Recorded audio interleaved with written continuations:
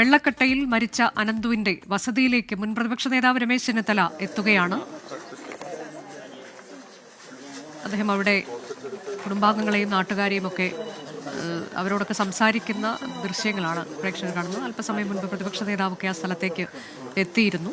ഇപ്പോൾ രമേശ് ചെന്നിത്തല കൂടി എത്തിയിരിക്കുകയാണ്.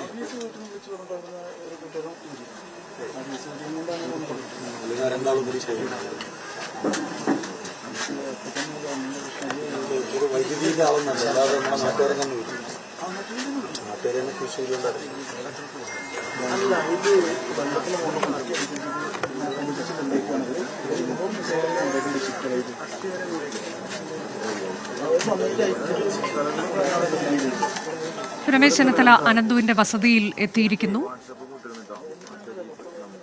നേരത്തെ പ്രതിപക്ഷ നേതാവ് മാധ്യമങ്ങളോട് സംസാരിക്കുമ്പോൾ ഇതിൽ നഷ്ടപരിഹാരത്തിന്റെ കാര്യത്തിൽ ഉൾപ്പെടെ തീരുമാനമുണ്ടാകണമെന്ന് പറയുന്നു. ഒപ്പം വനം മന്ത്രി ഇന്ന് തന്റെ മുൻ പ്രസ്താവനയിൽ നിന്ന് മലക്കം പറഞ്ഞത് അതിനെ സ്വാഗതം ചെയ്യുകയാണ് പ്രതിപക്ഷ നേതാവ് ചെയ്തിട്ടുള്ളത്. ഉണ്ടായത് സ്വാഭാവിക പ്രതിഷേധമാണ് എന്നൊക്കെയുള്ള കാര്യങ്ങൾ അദ്ദേഹം ഇന്ന് പറയുകയും ചെയ്യുന്നുണ്ട്. രമേശ് ചെന്നിത്തലയാണ് ഇപ്പോൾ അനന്തുവിന്റെ വസതിയിൽ